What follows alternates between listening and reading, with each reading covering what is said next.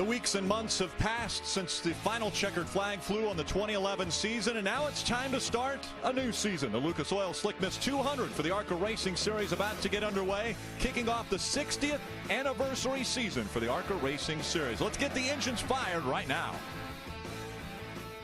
Race fans, welcome back your Grand Marshal, Roger Goyette, a buyer for national performance with those most famous words in motorsports. Drivers, start your engines.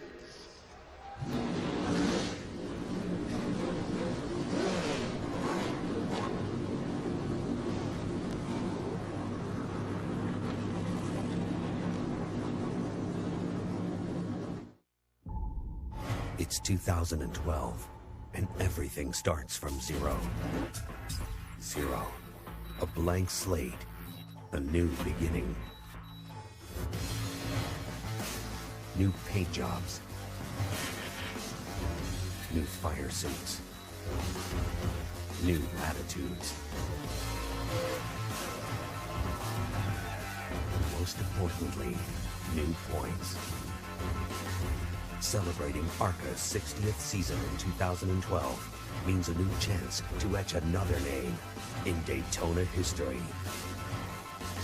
The Lucas Oil Slick Mist 200 starts now. 1953, the sanctioning body started for the ARCA Racing Series, and now we're entering our 60th anniversary season. An overcast sky today at Daytona International Speedway, just 72 degrees. Pretty balmy weather here for the middle of February. Hello, everyone. Rick Allen, Phil Parsons with you once again as we're about to kick off a new season for the ARCA Racing Series. Now, important because we're going over the 60th anniversary season for the ARCA Racing Series, as well as the 49th Daytona start here. Then, on top of that, we have 24 rookies that have never started an ARCA race here at Daytona in the field, as well as a man who's trying for his 8th win in Bobby Gerhart. Phil? You know, over the years since 1964, hundreds of drivers have come here, of the tens of thousands of drivers that drive race cars in this country and maybe even around the world, and they want to come to Daytona. And this is the place so many of those drivers have been able to make their start. I mean, people like my brother Benny Parsons, Kyle Petty won their first super speedway races right here. Benny went on to win the Daytona 500. Ryan Newman won the ARCA race here, won the Daytona 500. Kyle Busch.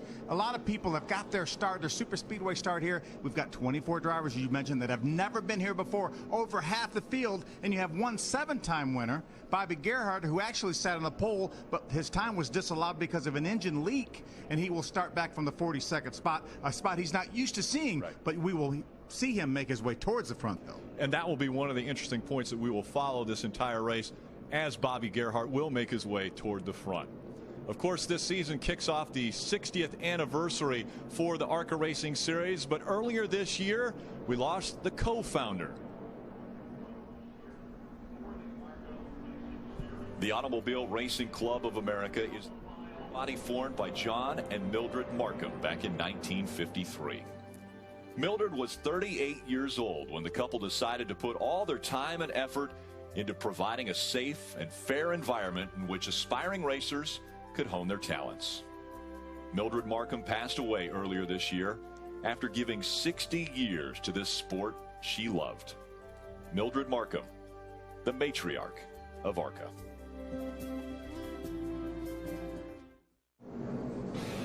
Coverage of the ARCA Racing Series on Speed is brought to you by Lucas Oil Slick Mist, the fast and easy car care products.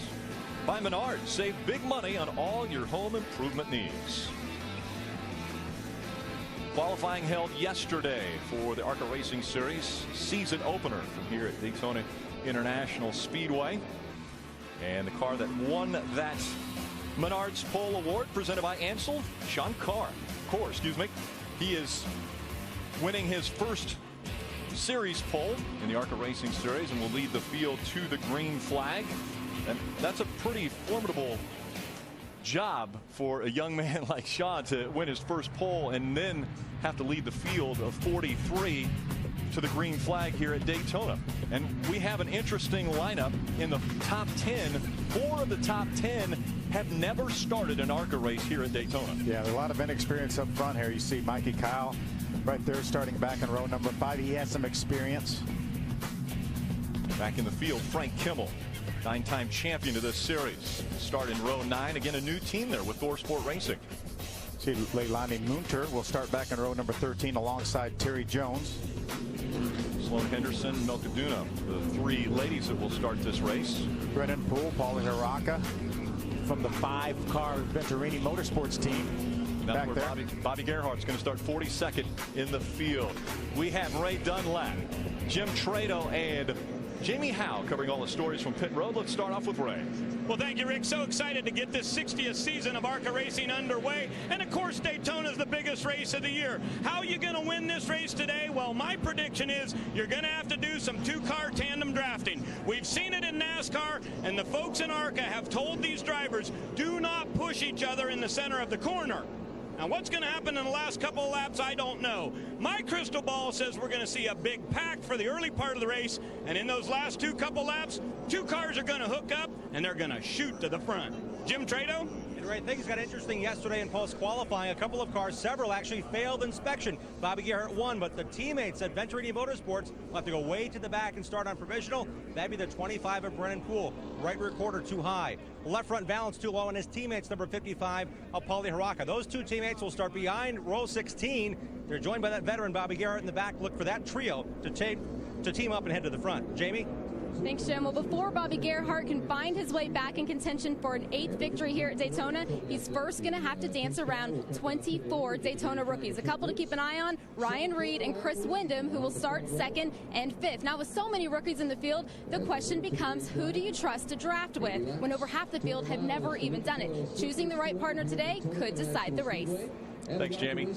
We have 80 laps of racing. It's a 200-mile race. And in the drivers' meeting that we attended earlier today, one of the biggest things was patience, respect.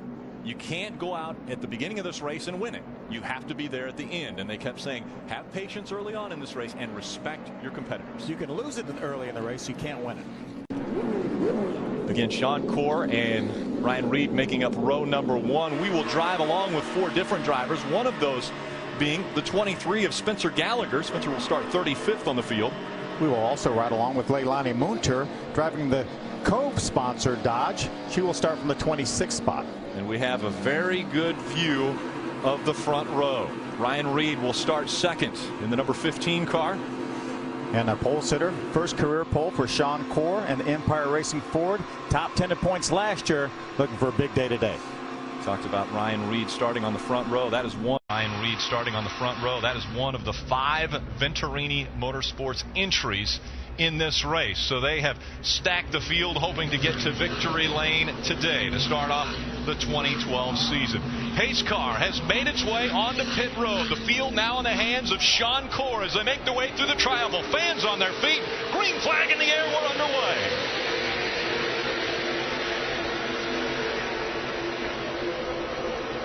Pretty clean start so far, dead even going in turn number 1. ARCA Racing Series also has a restricted motor, which means that it'll take them a while to get up to speed. About 400, maybe 410 horsepower in these ARCA engines. They stay side by side as they go down the backstretch, trying to determine who will lead the first lap at Daytona. 2 by 2, 5 rows back already.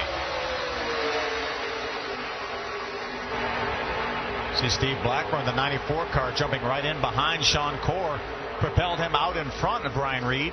The inside line begins to move as we see them stay nose to tail. A few stragglers up on the high line, but it's going to be Sean Corr who's going to lead lap number 1 at Daytona.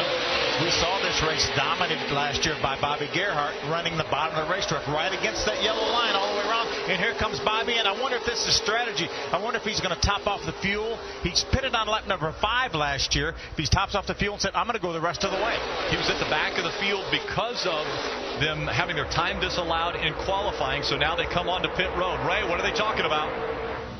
Rick, starting that far back, they figured might as well come in and do a quick fuel top-off. That could really change your fuel window. The rule today is you must pit 1 time prior to lap 70. And that could be their one time. We've seen Bill Gerhart, crew chief, do some crazy things to win this race. That might have just done it. Yeah. He's going to have to rely on some caution laps, though, because we typically get enough caution laps. Again, he ran 75 laps here last year, pitted on lap number 5. He brought in a little bit earlier this time, but he knows how much fuel he had left, too, at the end of that race last year. Look at how far Ryan Reed has drifted back, now running in about the 7th or 8th position on that outside line. That inside line has made the move. No one has moved out of position. And speaking of Bobby Gerhart winning it last year, one of the drivers who didn't move out of position the entire race once he got behind Bobby Gerhart was young Chris Buescher. He decided, I'm staying behind this guy. I know how good he is. Yeah, he did a great job. Got a lot of experience. Now he's here to win. But it looked like I saw a little bit of steam coming from the right front base of the windshield for that 82 car of Sean Corr. He hasn't had anybody in front of him. Right. So right now he's got too much tape on that grill if that car's overheating. Finishing up the 3rd lap of this 80-lap race. On to lap 4, and it's still been Sean Corr, your pole winner, out in front with Blackburn, Wyndham, Charleston, and Hockenbracht, the top 5. They're going to catch Bobby Gerhart. There's Bobby right there in his Lucas Chevy. He will be caught by this pack here momentarily. And the gamble that Bill Gerhart, the crew chief, made is probably a good one because we do have the Aaron's Lucky Dog. He will be able to get his lap back if he is the highest scored non-lead lap car if a caution comes out. The thing I don't understand is the advantage to pitting on lap number 1 like Bill did right there. He could have ridden 5 or 6 or 7 laps and done the same exact thing, came out in exactly the same place. And now Bobby Gerhart trying to stay in front of Sean Corr, moving around, and Corr decides to go around to the outside, and that's going to bring the pack with him. We'll see where Bobby Gerhart slides in. Yeah, Bobby was pretty much a sitting duck there. They had so much more momentum, that pack running together. Now he's even with them right now. He can work his way around and try to get back towards the front. I think he would ideally like to be up front if the caution were to come out and earn his way back, not have to rely on the lucky dog, because then if he gets the lucky dog, he has to start at the back of the pack on the subsequent restart. So Bobby Gerhart trying a little strategy, coming onto pit road right at the start of the race. After the green flag had dropped, he went all the way around and came onto pit road. They topped off with fuel. Now he's a lap down, but running about 6 cars back from the leader. And that's Sean Corr that's holding the top spot. Here's Brandon McReynolds. He's the front car on the outside line. First car on the outside line. Drive for Turner Motorsports outside of Chris Buescher right now in the 17 car. Here's Ryan Reed, who's right along with him, our outside front row sitter.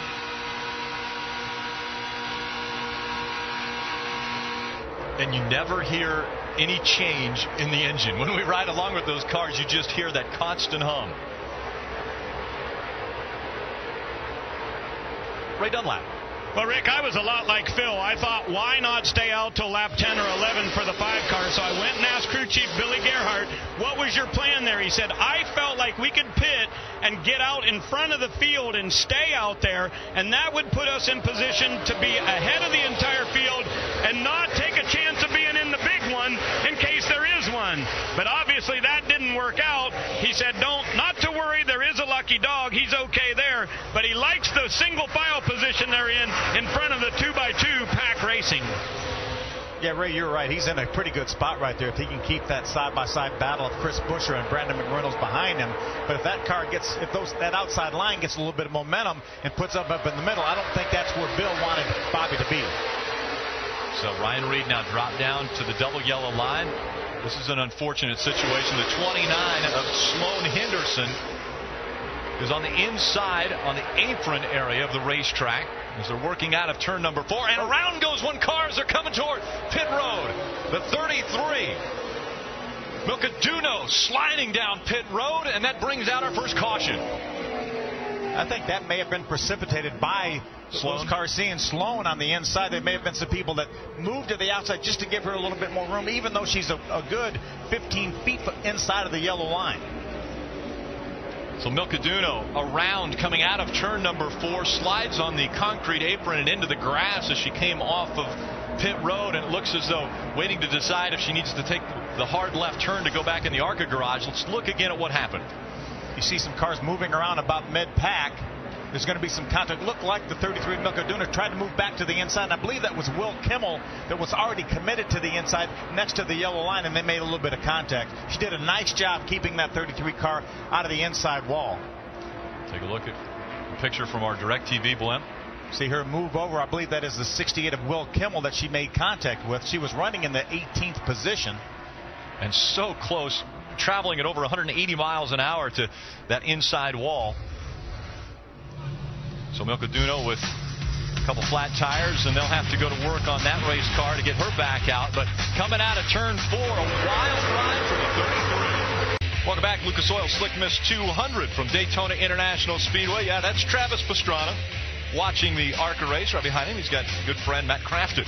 He'll be running in the Camping World Truck Series race on Friday. We see the field of cars making their way onto pit road.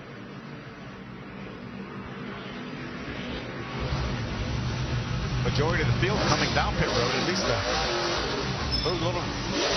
Jim, what's going on with Tom Esser? A little bit of a hesitation here. He decided to come in once a few cars ahead of him came down. He started back in the top 5, got back to 10th. He came down gas only for the 52, Jamie. 32 of Chris Windham coming on to pit road. Also, a lot of teams taking this opportunity for fuel only right now. They're going to get in that fuel stop before the 70 lap mark. Cars getting fuel and going back out. 17 of Chris Buescher, a runner-up last year to Bobby Gerhart, pitted with the same strategy last year as Bobby Gerhart, pitted on lap number 5, went the rest of the way. Was all over his bumper. For 50 laps. Anyway. Yep, all over that back bumper. So the first caution has come out in the first race of the ARCA Racing Series. The upcoming schedule. How about Mobile International Speedway? We talked with Rick Crawford earlier down there, the owner of Mobile. He is so excited about having the ARCA Racing Series come to his racetrack. He really is. That's a great facility there in Mobile, and Rick's done super work with it. And really excited, and the whole town was really excited about the ARCA Racing Series coming to Mobile. The next stop for speed with the ARCA Racing Series will be Talladega Super Speedway. Toledo, Pocono, Michigan. All stops that we will be able to watch along with you. The ARCA Racing Series.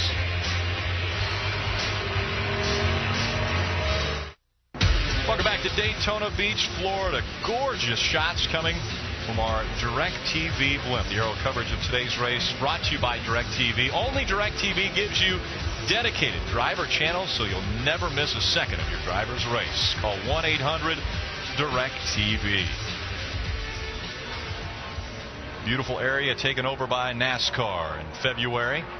The Speed Weeks takes place, as well as the ARCA Racing Series to kick off the 2012 season of stock car racing. Let's go back down pit road and Ray Dunlap. Well, the big question, Rick, for me down on this end is, will anybody come back in for tires that hasn't pitted, or that did pit on lap number 9? I checked with Frank Kimmel's bunch. They said, nope, they're all done. Chad Hockenbrough said they got their fuel. They're ready to go to the end. But I did stop in Max Gresham's pit also, and they said they may consider getting right side tires somewhere around the middle part of this race. So some varying strategies down here, but quite a few of these guys are done for the day. Jim Trado?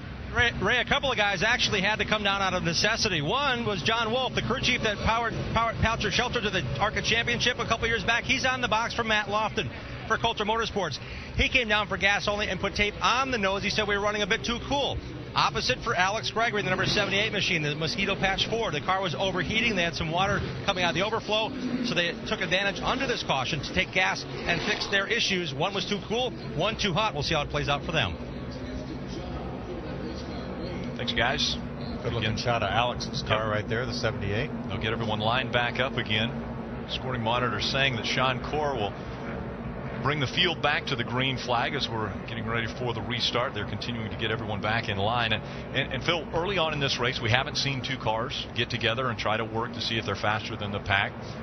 We've seen pack racing, which we've come to be accustomed to here at Daytona. And that's really what we saw last year in the ARCA Racing Series was pack racing. Again, they lined up on the inside against the yellow line with Bobby Gerhart, probably the most potent car leading the pack, so there wasn't that much passing. I think we're going to see a lot more of that this time around. We're going to see a lot more passing, especially now that we have Bobby Gerhart, who did get the Aaron's Lucky Dog at the back of the pack, and now he's got to make his way back to the front. He's going to take some people with him.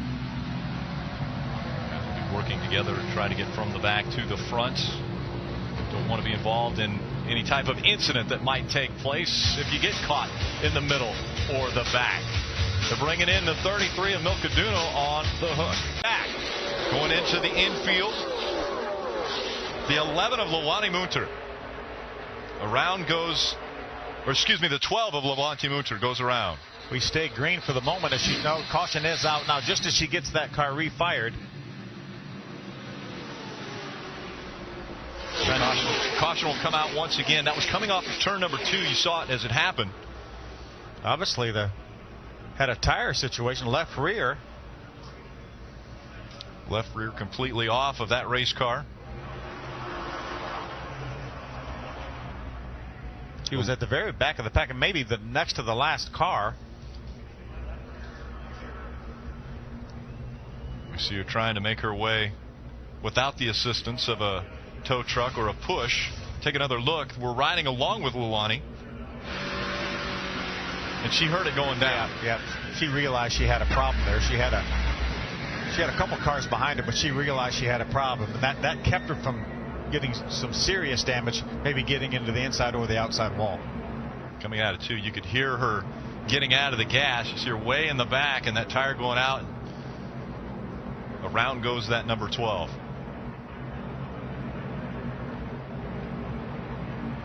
More than likely, that's the same set of tires she started the race on, and you never know when you may have picked up a little bit of debris as she was exiting pit road. She made a pit stop, I believe, so she may have picked up a little bit of debris.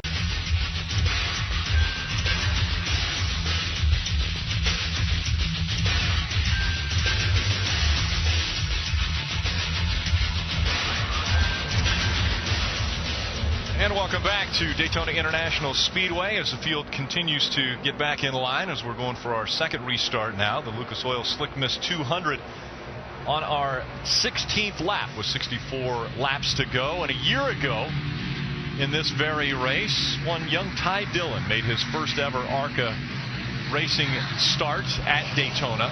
And we've seen 24 others that have done that. But Ty, you like none of the others in that race a year ago, went on to win the championship, had a dominant season, winning 7 races, and now you've made the move up into the Camping World Truck Series. How you doing? Doing great. Yeah, this was a really special start to an awesome year last year.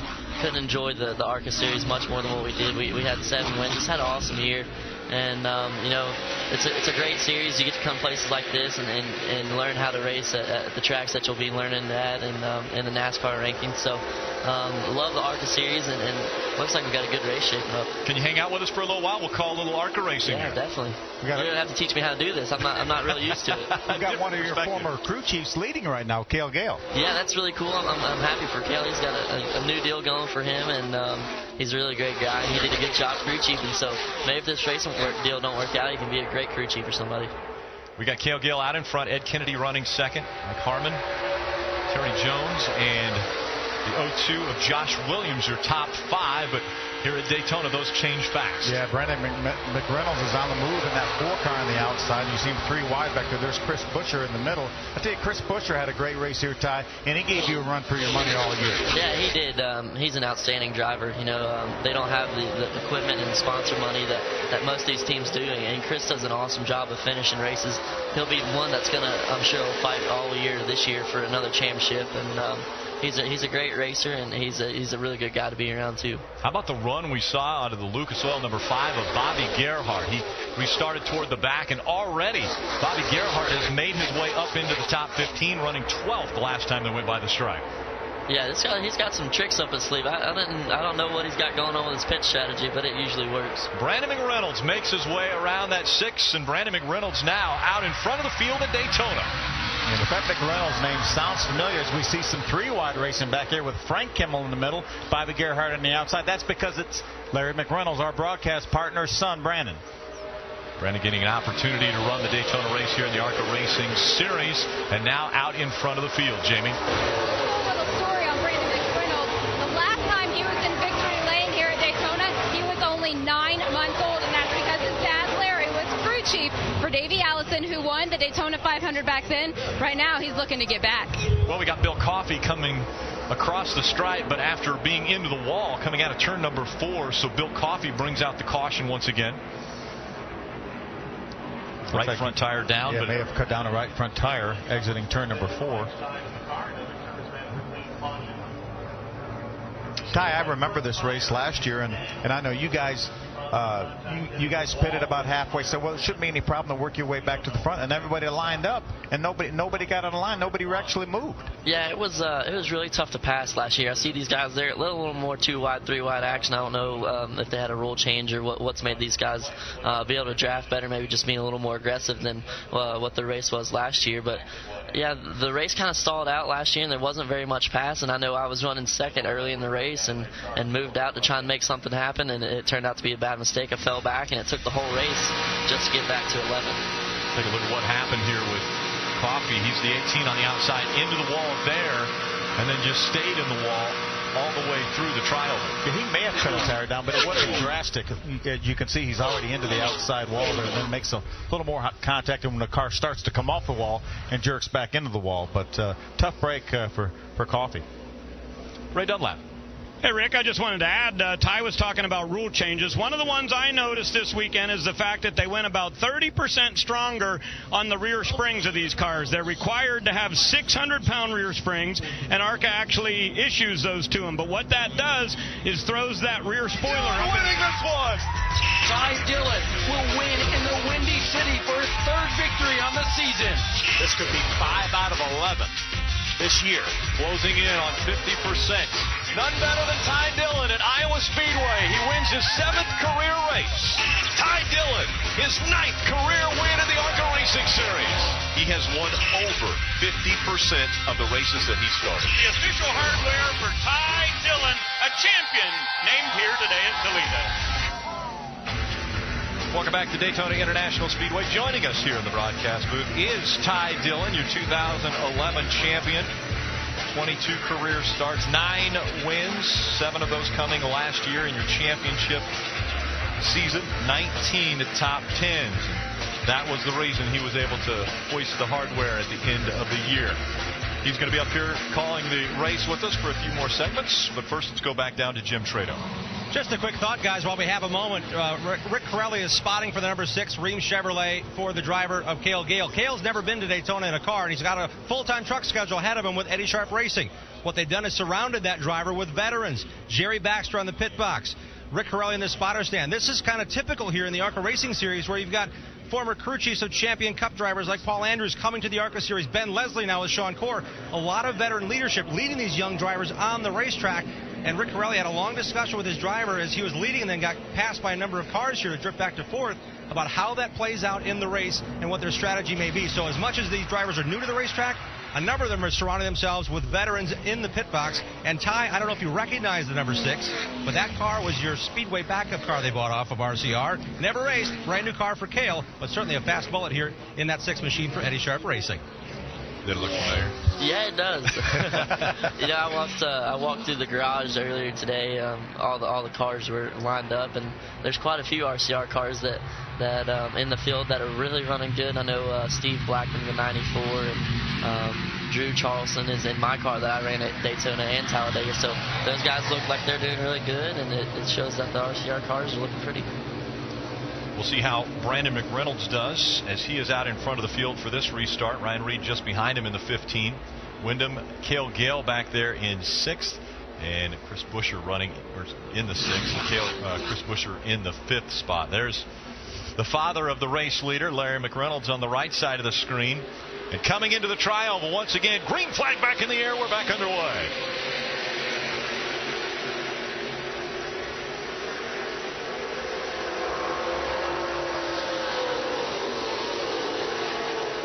Working their way into turn number 1. We see the 44 of Frank Kimmel making the move on the high side, trying to get some positions on the restart. Has some help from the number 5 with Bobby Gerhart. So obviously the most experience in this field, Frank and Bobby, and they're working together right now. And would Frank Kimmel's resume not be complete if he couldn't win at Daytona? Because this is one racetrack he has never won at. Yeah, I don't know if you could call his resume missing anything. 9-time champions, winner of 74 races, but I know he would love to get one here. And this is a new situation for Frank. We haven't talked about it a whole lot. He's not with the family team anymore. He's gone over to Thorsport Racing, who's had so much success in the Truck Series, and they started this ARCA team for Frank. There you see the 44 of Frank Kimmel, hugging that yellow line right behind Ed Kennedy in the 00.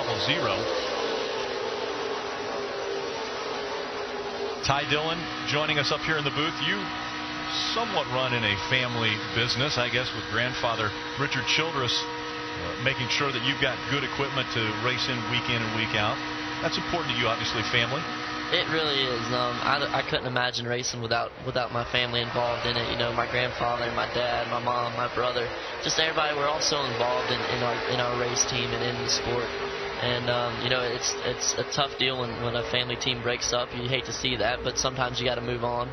I know Frank's got a lot of cool things going on with Thor Sport, and he's going to have a great year with those guys.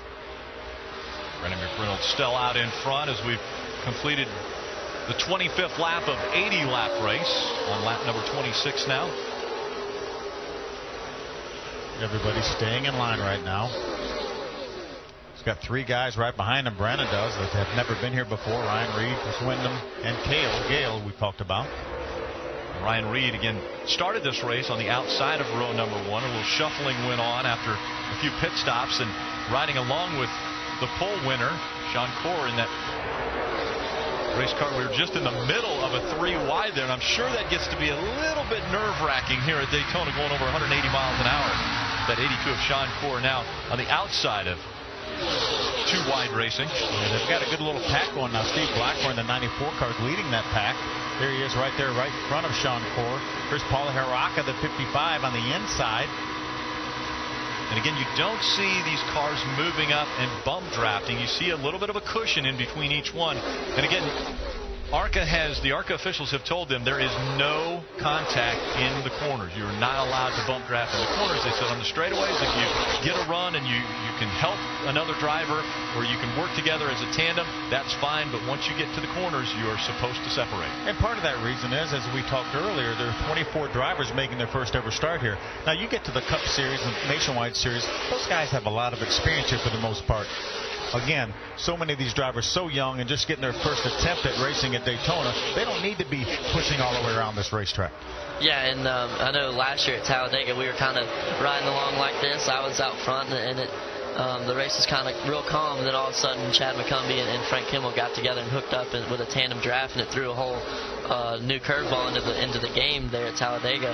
And so everybody kind of started scrambling around, and it really turned out to be a really great race. And trying to see if that's going to happen here tonight. I know they can't draft in the corners, but they might be able to slow up and bump each other. I know it looks like these guys are starting to get a line formed on the outside. If they can hold still long enough, they might be able to push to the front. Now, how difficult is it, Ty? I mean, obviously last year, your first race of the season last year at Daytona was your first ARCA start at Daytona, and a lot of drivers were thinking about trying to go with the 2-car tandem. Yeah, it was kind of an eye-opening deal. I was ready for it, but I didn't know how I was going to do it. Never being at a super speedway, never drafting in the first place at all. And a lot of these guys are in the same situation. You just kind of got to learn on the fly. And the best thing I could do is follow somebody with a lot of experience who's done it before. And it looks like if I was out there, I'd be trying to follow Frank Kimmel or Bobby Gerhardt around here. You're not going to go too far wrong following anybody. Well, and we saw Chris Buescher learn that lesson a year ago, because he latched onto the back bumper of Bobby Gerhardt and never left his side. He didn't even challenge for the win at the end. He decided, hey, I'm going to finish second at Daytona. That's not bad in my first ARCA start at this big super speedway. Some of the cars are spread out now. Bottom of your screen, that on the outside, that's Tom Hessert from Kenny Schrader's Federated Auto Parts car. Josh Williams on the inside of him in the 02. See him going 2x2 now around the track. That's the 28 of Drew Charlson, one of the cars that Ty mentioned was the car that you actually raced here last year and Talladega. Yeah, it is, and I think he's got some ECR engine in it, so it's very similar. It's even got the same decals as we ran last year, so glad to see that out there. I actually walked by and I saw a 41 under his headlight decal, so it got me a little excited. But I wouldn't change much from what you had a year ago. Yeah, we had a real fast car. So Brandon McReynolds continues to pace the field around Daytona International Speedway, starting off the 2012 season. Friday, sparks will fly under the lights in Daytona as the NASCAR Camping World Truck Series kicks off the season with the wildest race of Speed Weeks. Don't miss the NASCAR Camping World Truck Series live from Daytona. That's Friday, 7 Eastern, only on Speed, your motorsports authority. And Ty Dillon will be in that race on Friday. He's joining us up here, the 2011 ARCA Racing Series champion, as we have completed 33 of the 80 laps, currently on lap 34 of this race, and pretty much everyone has pitted already. They've decided, some will have decided to not come back down pit road. Others may use pit strategy if a caution comes out later, but it's been Brandon Reynolds that has been pacing the field over the last 10 to 12 laps. You know, a lot of these cars up front, almost everybody up front, probably back to about 12, pitted on lap number 9. We probably will need some more caution laps for them to make it all the way. Remember, Bobby Gerhart pitted on lap number 5, and we had a total of 30 caution laps in this race. Right now, we've only had 12 laps total caution laps in this race. A little steam coming out of the front of Alex Gregory there. We saw him working behind some of the other cars, but that 78 showing a little bit of steam coming out of the overflow valve. But out in front, the 4 of Brandon McReynolds continues to pace the field. Jamie, how's that team feeling? Well, they're feeling pretty good right now. They're actually on the radio with Brandon, coaching him around the track, saying, you're doing great. Stick to that line. They can't catch you. Just keep doing what you're doing and go. But Brandon has another advantage. He's in a car that actually won this race back in 2009 with James Busher behind the wheel. So he knows he's got a good piece under him. He's got the guys in the pit car telling him he's doing a good job, and he's just keeping his head down and driving. Right? You know, Jamie, I've been talking to some crew chiefs on my end of the pit road, and many of them said they need 18 more laps of caution in this race, the ones that came in on lap number 9. And as I said, Sean Corr and a few other of the drivers waited till lap 15 to pit. So interesting to see how this race plays out. Seems like it has a green feel right now, but some of these guys that gambled early, they still need caution. Thanks, Ray. See 3 wide. Again, that's 78 I mentioned earlier, throwing a little bit of steam out. Alex Gregory on the inside line. See Paula Haraka on the 55, one of the Venturini cars on the outside. Nelson Canacci and another one of them in the 35 that was on the inside. Paulie was one of the drivers that his time was disallowed for not passing post-qualifying inspection. Yeah, the left front balance was about 1/8 of an inch too low. But it's a black and white situation. It's either right or it isn't. They put him to the back of the field. Fortunately, he was able to fall back on a provisional. Now he's trying to make his way back towards the front. Has Brett Hudson, who did such a great job. We were talking during a commercial, and Ty said that Brett Hudson really did a nice job at Talladega. He finished 4th in that race at Talladega. He's in the middle right now. Alex Bowman jumps to the rear bumper of the 55 of Paulie Haraka.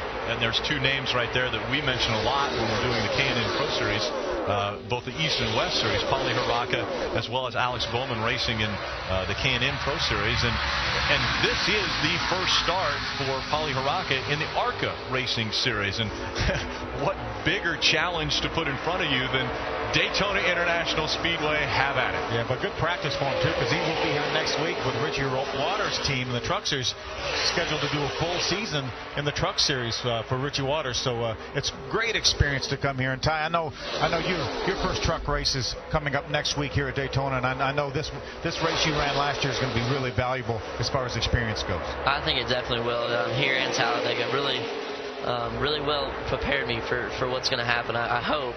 And being able to have an older brother who did well here in Talladega, I can lean on his notes and what he's done and what he's seen, and Joey Coulter. So I got great teammates and great people around me that's going to hopefully make this weekend coming up pretty easy on me.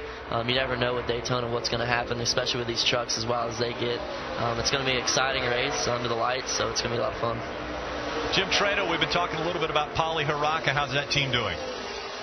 It's going to be a little bit close on fuel. Kevin Caldwell, the crew chief, has been with Venturini for a while now, and with that infraction, they thought, okay, we need to team up with their teammate in the back. That kind of went away really early. But one thing in Paulie's advantage is he's never been to Daytona, but he's been to the test track in Yuma, Arizona for no less than 5 Sprint Cup Series teams, and he's had a ton of miles there. He said he's done a lot of drafting there. He's comfortable in this draft, but he's never been 2 or 3 wide at this length of a race. But Haraka's doing a nice job. He wants to be in the top 10, about lap 20 to go, and that's when he feels he'll go racing, right?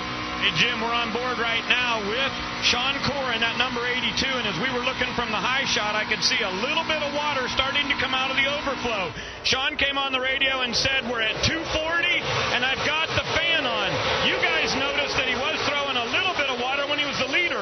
Now he's in traffic, and that car's running hot. Yeah, Ray, I think he needs to get a little bit of tape off that car, and obviously if the caution doesn't come out, he's certainly not going to give up this spot to come to pit road, but if it pushes out too much water, then the car's going to overheat and he's going to be out of business. He's really a sitting duck right now because you don't want to jump out of the pack and lose all your track position and take that tape off the grill and get a caution and come out and put you behind. The best thing he could do now is get to the outside and maybe just get a little air on the nose and cool that thing down. Field making their way out of turn number 4, again led by Brandon McReynolds. The flagman will give them the halfway sign as they've completed 40 laps of racing on to lap 41. So 100 miles already in the books here for the first race of the season, and it's Brandon McReynolds that's out in front. Ryan Reed running second after starting second. So Brandon McReynolds starts 11th, and we got problems with our pole winner, Sean Corr, in the 82. Smoke rolling out of that race car. I believe he pushed too much water out of it, Ty. Yeah, you got to push the limits on your tape, and he just ran a little too hot. It looks like the smoke stopped now, and maybe just pushed a little too much water out. He may have shut it off, but the fact that smoke came out more than likely will spell some pretty serious trouble for Sean, and he's going to give up a lot of track position. He will be certainly at least a lap down, if not 2. He's running in the 19th spot when that happened, but when we saw that water coming out of the overflow, we knew it was just a matter of time. And actually a veteran move by Sean Corr to right away get down on the apron. So if there was any type of fluid or anything coming out of that vehicle, we take a look from the DirecTV blimp, and there's the steam rolling out of the right side of that race car.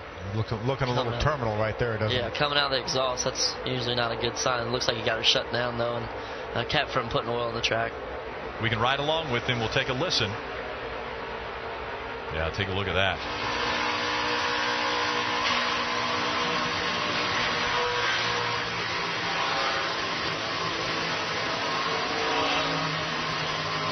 Yeah, some pretty important stuff inside that engine. We're not doing the things they were supposed to when he takes the hard left. Hard left turn, he goes back into the garage, so your pole winner doesn't look like he will be race winner today. It's Brandon McReynolds out in front of the field. Coverage of the ARCA Racing Series on Speed is brought to you by Ansell. For over 100 years, the world leader in hand protection.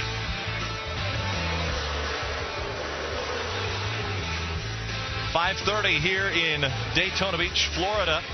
NASCAR race day. It's the special Budweiser Shootout edition coming up here live 6:30 p.m. right after this ARCA Racing Series first event.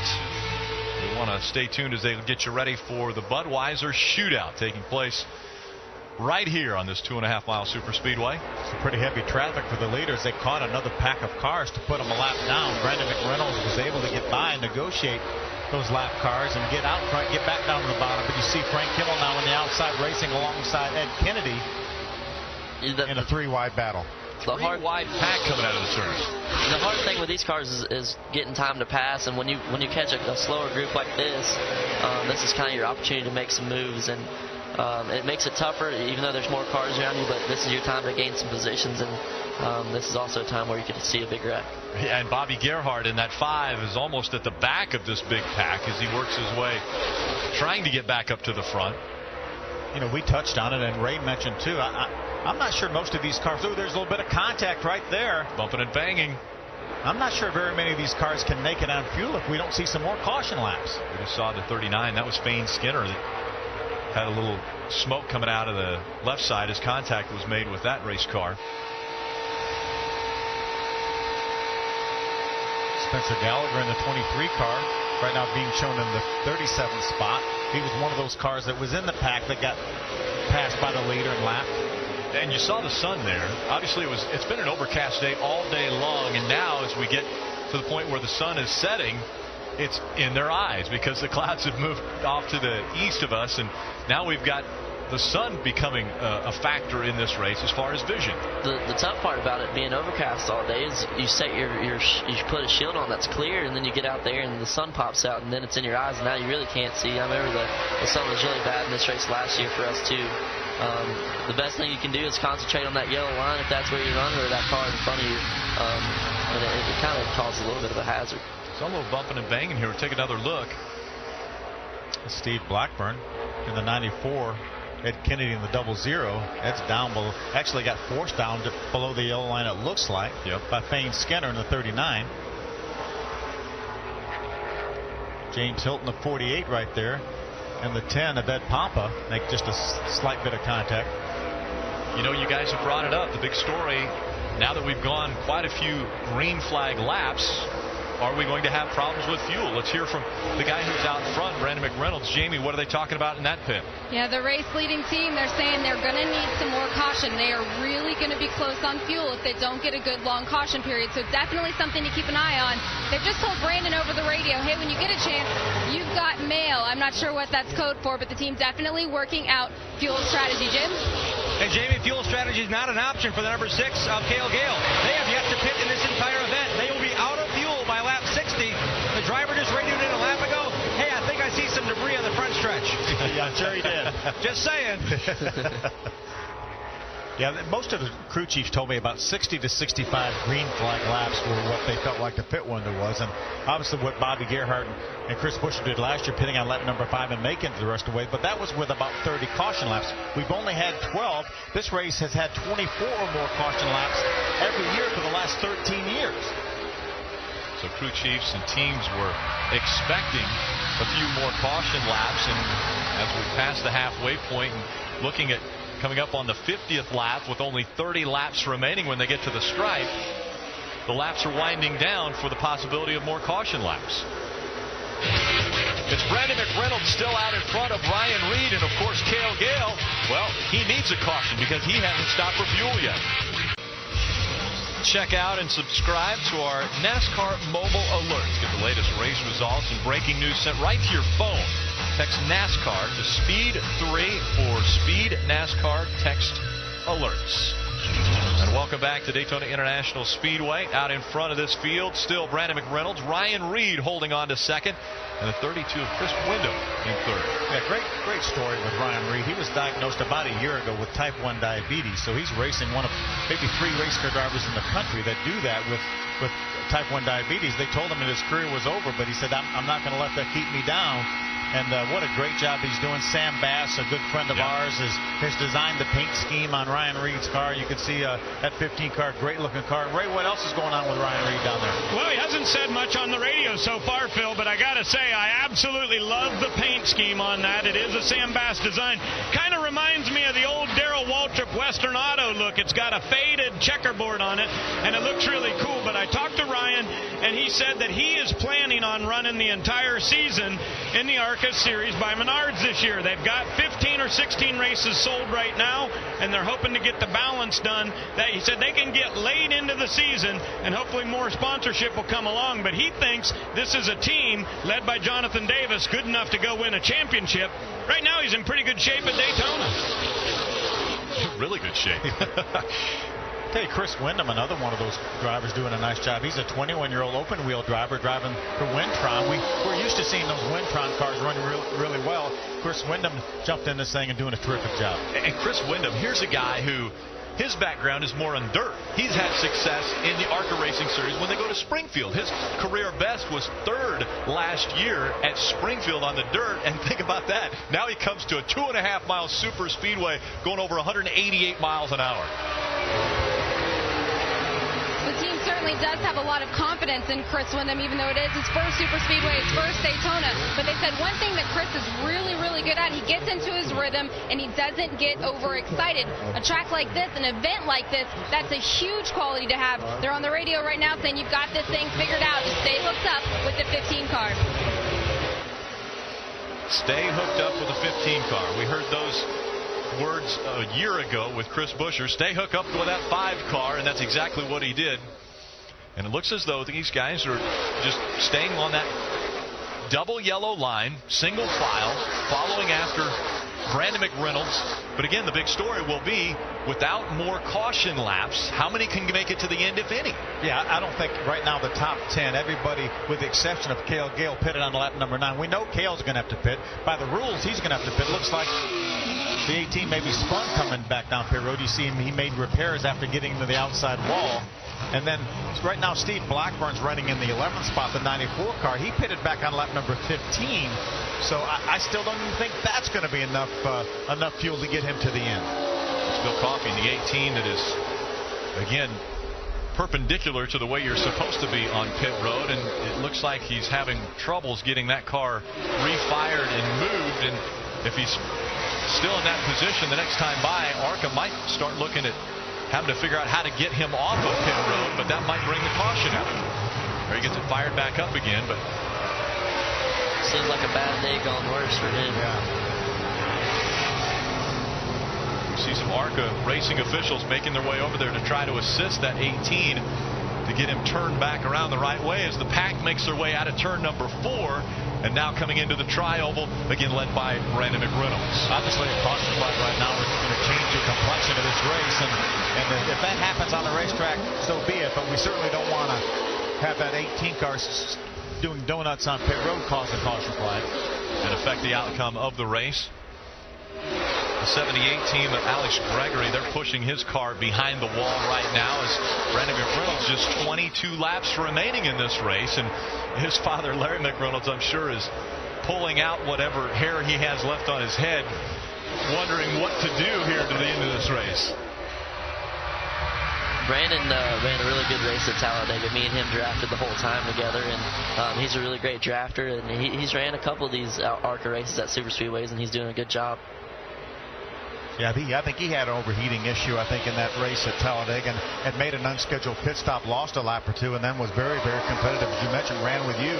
You ended up in victory lane.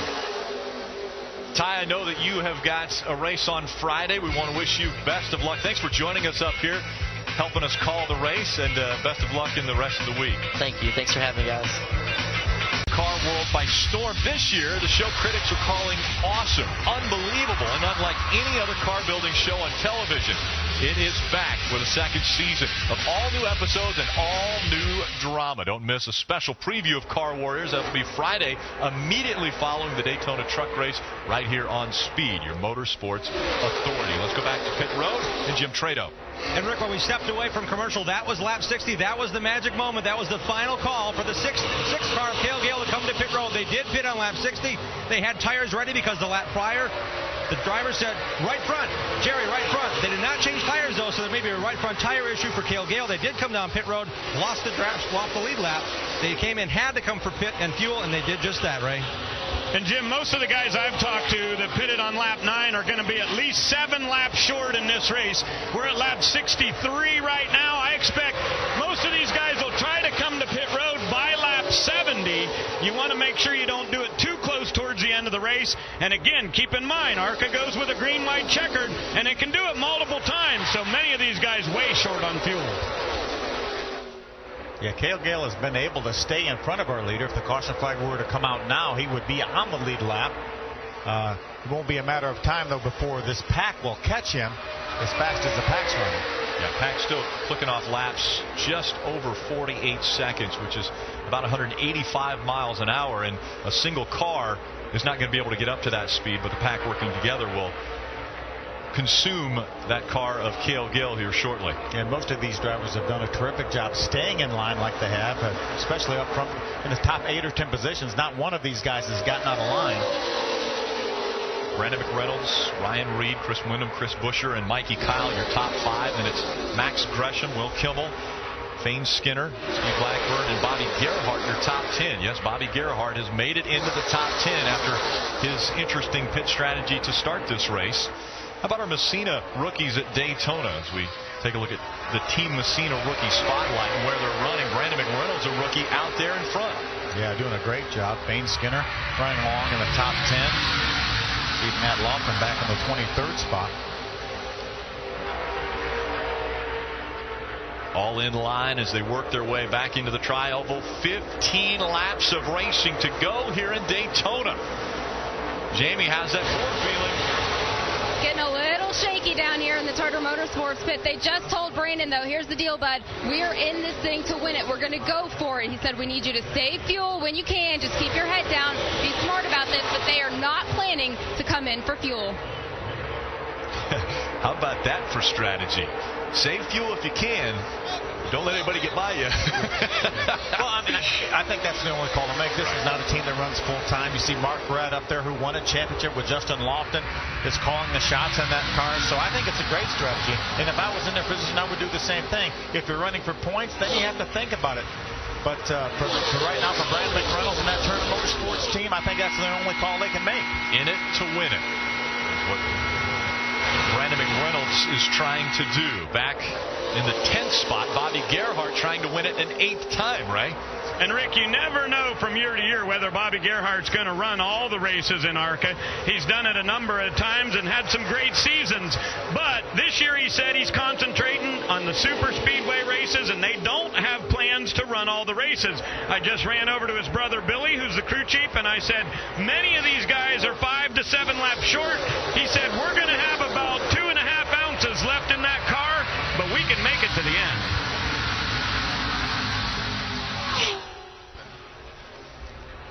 So what will play out as far as fuel is concerned at Daytona? We'll take a quick break and be right back for the final 13 laps. A lot of drivers needing a caution. One comes out as we have just 11 laps remaining here at Daytona. Cars involved: Rick Clifton in the 11 up against the wall, Sloan Henderson in the 29, and James Hilton in the 48, all involved in this. And there you see the 48 of James Hilton. Remember, James Hilton, a 76-year-old driver here.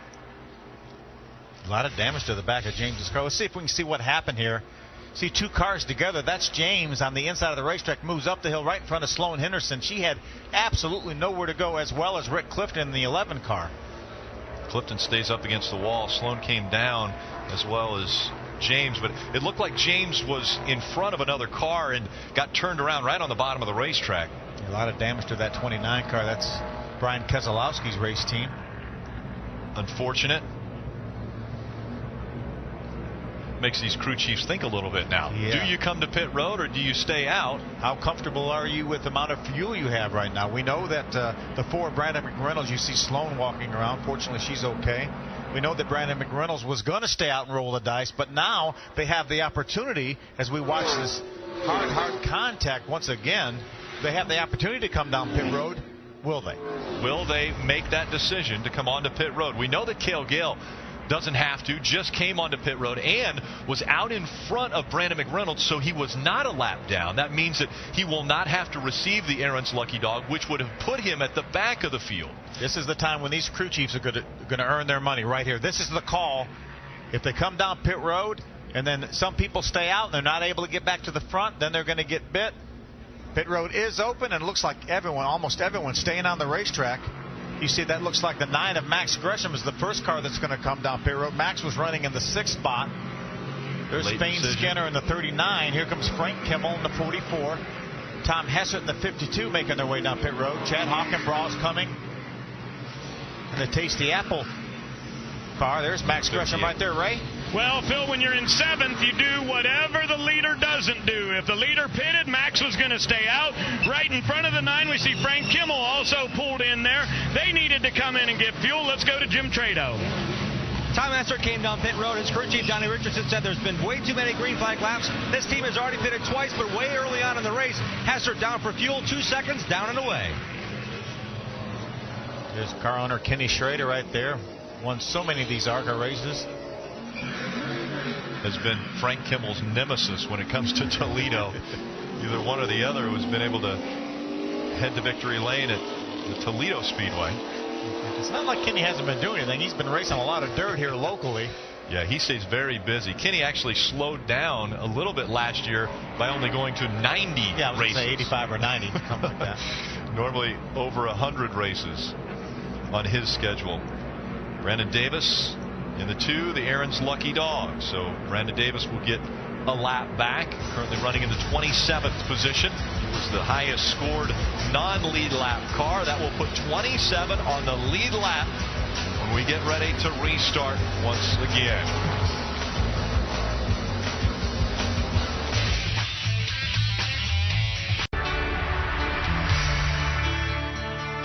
Two friends with a common interest in racing forged a relationship that has defined stock car racing forever. Bill France Sr. and John Markham may have met on the short tracks, but their aspirations were gigantic. Big Bill invited Markham to bring his touring series to the Daytona International Speedway in 1964. And the who's who of the ARCA Racing Series have etched their names in the history books every year since. Nelson Stacy was first to victory lane, and then the greats continued to follow. Iggy Katona, Jack Bowsher, Benny Parsons, Kyle Petty, Mike Wallace, Brian Newman, Kyle Busch, and most recently the domination of Bobby Gerhart. All winners at the greatest venue the sport has ever seen. Very impressive names on that list of drivers that have been to victory lane as we're getting ready to find out who will go this year. The Lucas Oil Slick Mist 200. Just 8 laps of racing remaining. In the ARCA Racing Series inaugural season back in 1953, celebrating our 60th anniversary season. Ray, we saw the 15 of Ryan Reed make his way onto pit road. Was he out of gas? He was, Rick, and a number of these guys have gambled. You see Brandon McReynolds out front, the 32-17. Some of these guys who are thinking they can make it on fuel. Ryan Reed was the same. They did not pit under yellow that last time until he went around one more lap and said it was out of fuel. The guys came, they pushed him, got him restarted, but he gives up second place on the racetrack by not having enough fuel. Let's go to Trado. And Ray, Will Kimmel's playing a bit of a gamble here as well, but on the radio he said, you know what, I'm going to stay with the 17. I'm going to push the 17 to the finish line. That's kind of what Chris Buescher's strategy was in that car a year ago with Bobby Gerhart. Will Kimmel have enough fuel to do it? They're gambling here in the 68 machine. It's a family-owned deal, volunteer pit crew. This is Bill Kimmel's son, Will. That's Frank's brother. They are on their own now, and they're trying to get a great run and hopefully a full season with sponsorship in this 68, currently 5th on the board. Thanks, Jim. We got a couple cars that look like they're struggling with fuel right now. The 16 of Matt Lofton looks to be being pushed by Josh Williams to try to get him back around. Right now, our top 5 cars on the racetrack, all pitted on lap number 9. They're on the exact same strategy. Steve Blackburn, right now running in the 6th spot, has about 6 more laps of fuel. He pitted on lap number 15, and Bobby Gerhart running 7th, pitted on lap number 10. So I would not be surprised to see more cars run out of gas before we get to the end. So the top 5, as you mentioned, all pitted on lap number 9. That's Will Kimmel running in the 5th spot. Blackburn pitted on lap 15. So a few more laps of fuel for Steve Blackburn, but as you mentioned, Bobby Gerhart, an 7-time winner of this race, looking for his 8th win, currently running 7th, but he pitted on lap 10 of this race. Coming up next, it's the Budweiser Shootout edition of NASCAR Race Day from Daytona International Speedway, getting you ready for the Bud Shootout. 2 sections of that race, 25 laps to start it off with, and then a 50-lap shootout to end it. Kurt Busch won the race a year ago, but with a new team, what will happen? Take a look at this. The 4, Brandon McReynolds running down on the apron. Yeah, the fuel pickups are in the right rear corners of these fuel cells, and if they're running around at 70 miles an hour, which is pace car speed, the fuel will run away from that fuel pickup, and they will actually run out of gas, even though they have gas in the tank. So I think it's a smart move for Brandon McReynolds to run down on the flat to keep that fuel over in the pickup box over in the right rear corner of that fuel cell. And Brandon McReynolds gambling, trying to see if they can make it. One car that didn't make it, Matt Lofton, trying to put fuel and get that one fired back up again and get him back out on the racetrack. Lofton will drop back, currently scored 27th. If he can stay on the lead lap, that will be the big question. He's got to get out in front of the pack.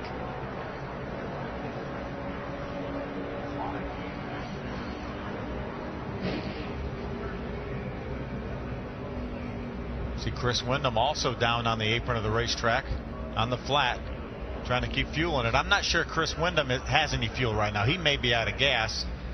Let's see if it picks back up. Phil, in NASCAR, we have seen before, they will say you have to keep up with the pace car. Well, number 1's keeping up with the pace car. What about the rest of the field?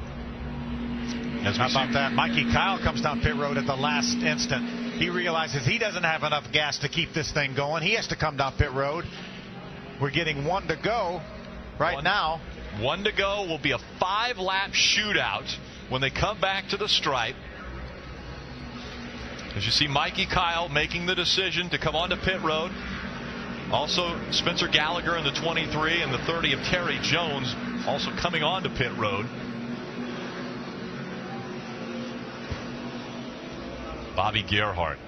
What an amazing super speedway career Bobby Gerhart has. 7 wins here, 1 win at Talladega, 8 career wins, but it's all been on the domination of the restrictor plate tracks. Ray, what's happening with the 44 and 58? Well, I just want you to watch them. They are definitely going to team up. And as I walked down pit road before this race started, I was checking to see which of these cars had slippery tape on their rear bumper. Guess what? The 58 has it on the rear and on the front. And there's a couple other cars, including Brandon McReynolds, who has that same thing.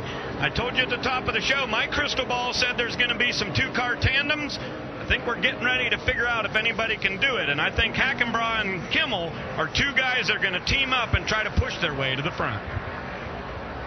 Again, ARCA has said the rules are there's no pushing in the corners. So for these last 5 laps, we may see 2 cars try to get together and work, but they're going to have to do it on the straightaways. Chris Windham was not keeping up the last time around, but does in fact have enough fuel here to get ready for this restart. When they come to the stripe, the green flag will come out with 5 laps of racing to go. Brandon McReynolds, Chris Buescher, Chris Windham, Will Kimmel, Steve Blackburn, your top 5. Green flag goes back in the air.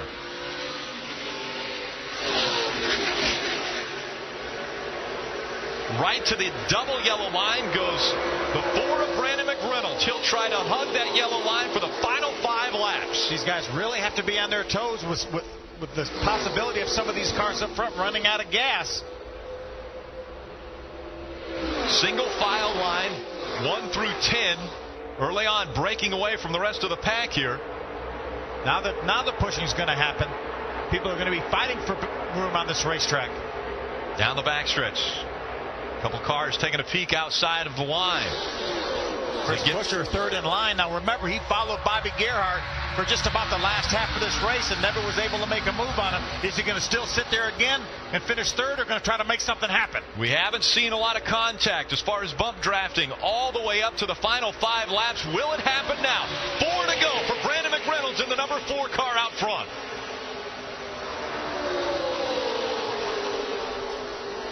Chris Windham in the 32, running 2nd. Does he come up? Do they work together as a 2-car tandem?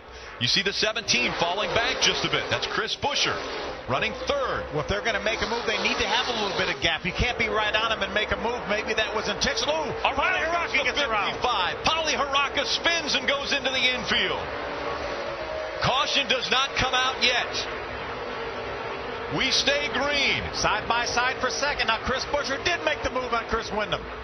Buescher on the outside, Windham on the inside. They stay side by side. Field coming out of turn number 4. It's still Brandon McReynolds out in front. We stay green. 3 laps of racing to go. Chris Buescher was not able to clear the 32 of Windham. Now Will Kimmel in the 68 car is going to close up that spot on the bottom. Now he's 3rd. Pauly Haraka back out on the track after spinning and going into the infield. We stay green. Down the backstretch they go with just under 3 laps to go. The 4 fighting for space back there.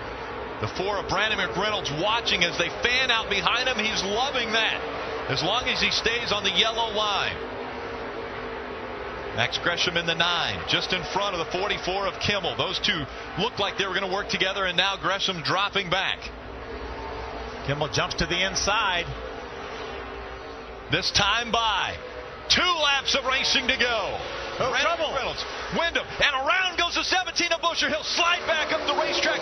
Great job by Buescher to hold it down under the double yellow line. There was a little bit of contact. Chris Buescher got turned around. Remember what we talked about? Green, white checker having enough fuel? That's what we're going to see. The caution has come out once again. They will open pit road to give them the opportunity if they want to come down. Once the field has made its way back around and the pace car has picked up the lead car, which is Brandon McReynolds. See Marquardt right there, crew chief for Brandon McReynolds, said, why did we have to get a caution? With just 2 laps of racing to go. See where the contact is. You see right now, it looks like that Nelson Canachi in the 35 car gets in the back of the 17. Nelson all over the back bumper of the 17. The 17 spins. See the 55, or the 55 of Pali Haraka made his way onto pit road. Take a look at this as they cross the stripe. What a great shot. Yeah.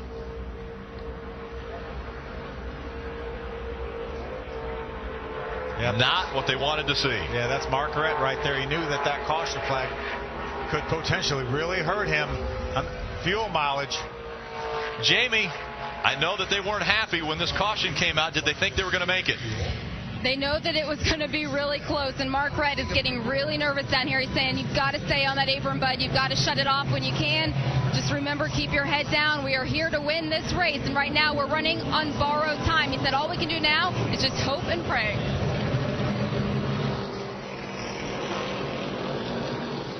Brandon McReynolds brings that race car back down onto the apron. He's got to keep up with a cautious pace, keep up with the pace car that's out on the racetrack now, and that field will start to tack on behind the pace car. You see right now, you see the gap back to the pace car. More than likely, Brandon is shutting that car off, coasting, and then turning it back on. And I'm sure all the top 3 right now are doing that. They all pitted on lap number 9. Steve Blackburn right now is running 4th in the 94 car. He pitted back on lap number 15, and Bobby Gerhart is 5th. He pitted on lap number 10. I think all those guys right now are close on fuel. Trying to figure out what strategy to use now as far as saving as much fuel as possible. We heard Brandon McReynolds, crew chief, say get down on the apron where it's flat so that the fuel can make it into the pickup. When they come back through 3 and 4 into the stripe, they'll be given the 1 to go sign. It looks like the 4 had slowed way down. We saw the 32 of Wyndham right behind him.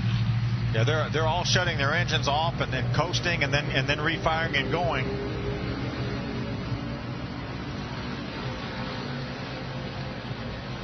The ARCA officials have the opportunity and the ability to talk on each one of these drivers' radios, and so if they get to the point where they think that they're falling back too much, they will warn them. And they are reminding them right now, Rick, to maintain caution car speed.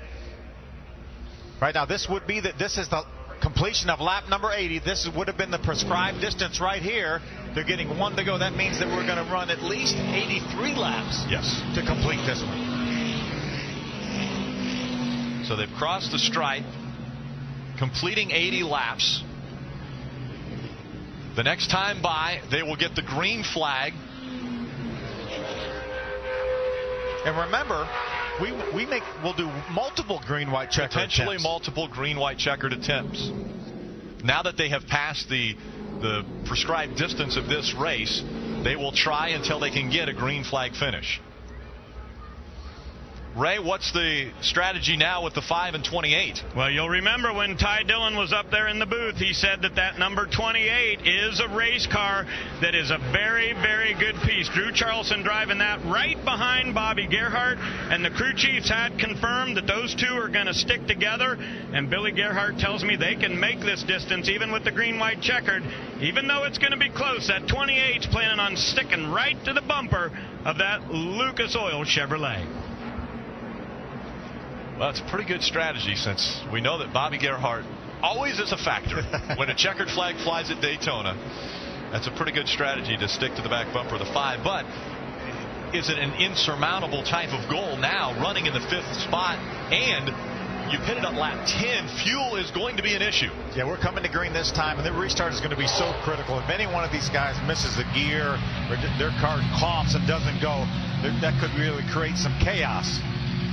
And right now, some of the cars on the apron, some of them up on the racetrack. They'll make their way up onto the racetrack. They need to be in single file line behind the pace car, and that's what the field is beginning to do now. They'll pack in behind that 4 of Brandon McReynolds. He has to go extra distance if he wants to get to victory lane in Daytona. Pace car has made its way off of the racetrack. Green flag back in the air. Can they make it 2 more laps?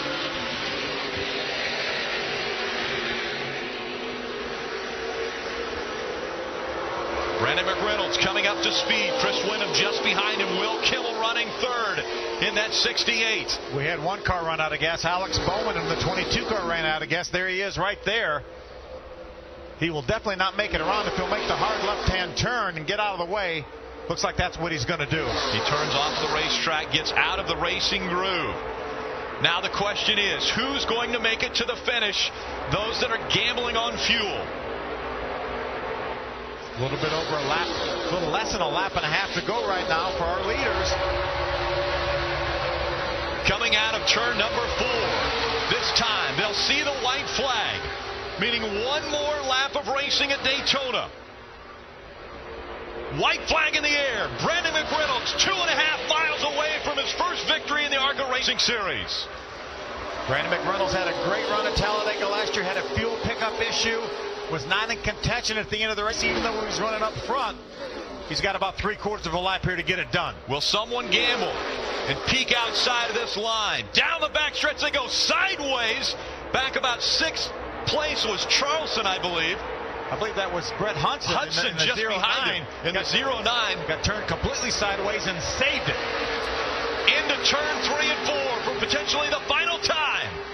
Brandon McReynolds in front of Chris Windom, trying to hold on. Coming out of turn number 4. Look at the run. Look at the run by Bobby Gerhart. Gerhart on the outside. 4 wide as they come into the tri-oval. Gerhart coming through the tri-oval, and he'll win again.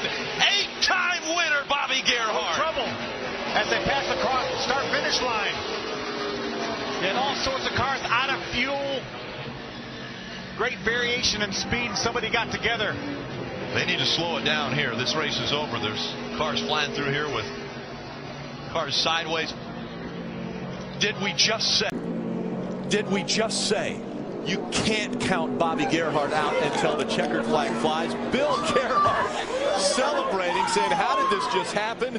Well, I'll tell you how it happened. Guys like the 4 of Brandon McReynolds running out of gas.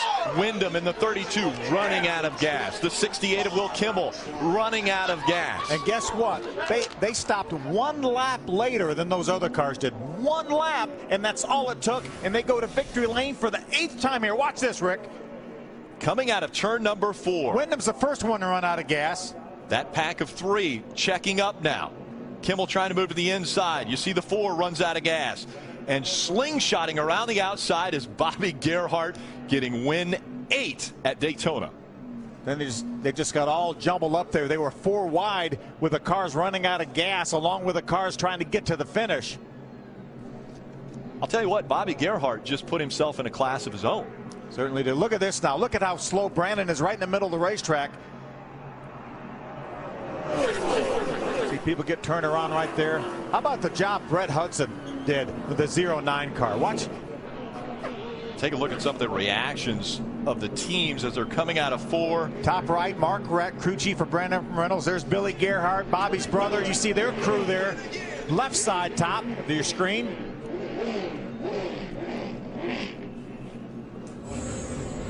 You know, Richard Petty had 7 Daytona 500 wins. Bobby Gerhart just made it 8 ARCA Racing Series wins at Daytona. And Rick, it never looked like we ran 83 laps, and it didn't look like he was in contention. No, for 82 of them. for 82 and 7/8 of a lap. It didn't look like he was in contention, and he wins. Ray is with his winning crew chief. I'll tell you, it was exciting down here, guys. No question about that. And when they went by for the white flag, you had that look in your eyes like, well, we gave it a good shot, but not good enough. Well, I'll tell you what. I learned at April or May of this year at Talladega never to count Bobby out. And he got Drew Charleston behind him there, and Drew told us all week long, Bobby, if I'm in the spot, I'm going to help you. And we knew it was a good RCR car. He's a good kid, and he gave us a shove. Bobby went to the top. Little stunned, Ray, but I'll tell you what. When you were a little kid, did you ever dream you'd have 8 wins at Daytona? No, after the first one, I said, you know what, that's enough. But to come here and win, especially after yesterday's trouble, this group of we were in rough shape for a couple hours. We went back to the hotel, regrouped, laughed about it a little bit and said, let's go get them. We got to go to victory lane. Congratulations. These guys won the pole yesterday. Their time was disallowed. They went to the back, and on the last lap, they get her done. Leading one lap. They're in victory lane. Let's go to Jim Trado. Putting the hat on for the 8th time at Daytona International Speedway, Bobby Gerhart, a champion again at his favorite racetrack. It was Gerhart versus the field heading into this one. What an improbable run for Bobby Gerhart. They work on these cars 12.5 months a year. That doesn't add up, but that's exactly how much they care about racing here at Daytona. This is the car that won last year. They built a brand new one. It didn't test as well. But indeed, Bobby Gerhart climbs out for the 8th time, a champion in the ARCA Racing Series at Daytona. The 60th season starts with a bang. And how great is number 8, Bobby? Unreal. That last lap like a dream. You know what? I guess I learned a long time ago, take what's in front of you. And I knew nothing was coming from the back. The only shot left was go high. I did have a good run. It took one little blip from the leader, and you saw it. Unbelievable. Wow. Split second reaction, but you thought about this. You're running 7th with the caution laps counting down, then the caution late. Did you think you had a chance to win this? Absolutely. Never give up on this hot rod. Let me tell you, never, never, never. Didn't like what happened yesterday. Certainly, listen, it wasn't what we planned for. But naturally, we had a long evening. Put our heads together. You know, that was our strategy today, to come in early. It could have went a whole lot different. Absolutely could have went a whole lot different. Could have got a caution in that middle, and we would have looked like the ones. However, the way it worked out, we actually needed a little bit of fuel that we got a couple laps later, so unreal. The Gerhart way, the winning way at Daytona. Bobby Gerhart for the 8th time, a winner in the ARCA Racing Series at the World Center of Racing. They're getting good at that. Celebration in victory lane. Unbelievable.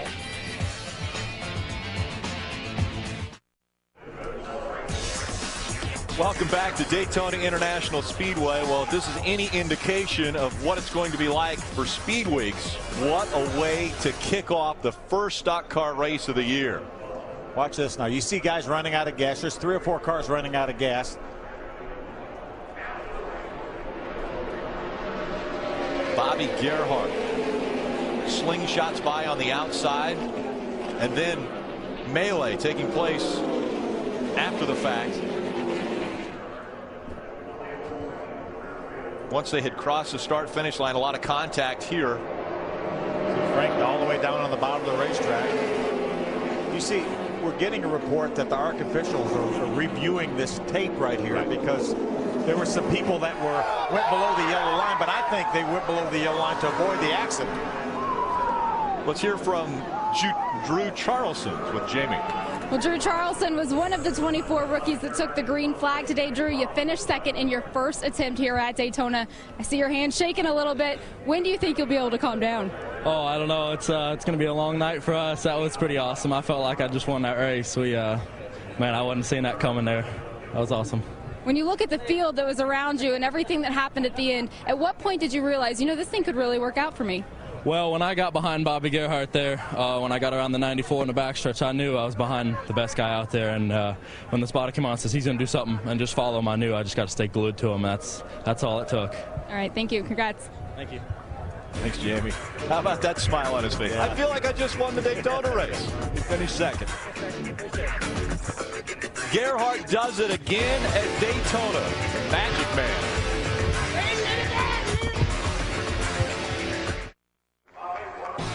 Coverage of the ARCA Racing Series on Speed is brought to you by Lucas Oil Slick Mist, the fast and easy car care products. By Messina Wildlife Management. Stop animal damage with Messina Wildlife Management. And by Aaron's. You don't need credit. All you need is Aaron's. What a finish to this one. Scheduled for 80 laps, it goes 83, and that starts the night. We've got NASCAR Race Day coming up, the Budweiser Shootout Edition.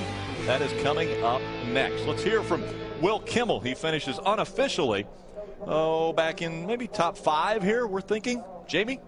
Right now, he's unofficially ranked in 3rd place. And, well, you're one of the ones, you came in early. You came out on lap 10, but you've made it all the way to the checkered flag. When you saw the melee on the front straight, what did it look like from your seat? I don't know what happened in front of me. I guess those guys ran out of gas, and we all kind of got checked up, and they started going by me, and I was just trying to hold my line and make the best of what I had there. Our ESD Ford was solid all day long. My guys did a great job in and out of the pits and in the garage, so I feel like we stole one, come from 21st today, so I'm ecstatic. Congratulations. Thank you, appreciate it. Will Kimmel in the 68. He was down near the apron. A lot of the cars behind him and in front of him were running out of gas. He was able to avoid, but this is what happened just after they crossed the start-finish line. A lot of carnage there right after they crossed the start-finish line. But you see such a big disparity in speed. You see Brandon McReynolds probably running 30, 40 miles an hour slower than everybody. Then they got 4 or 5 wide. People were going on the apron down there to avoid running into the cars that were running out of gas. You had 2 or 3 cars at the time running out of gas, along with our leader, Brandon McReynolds.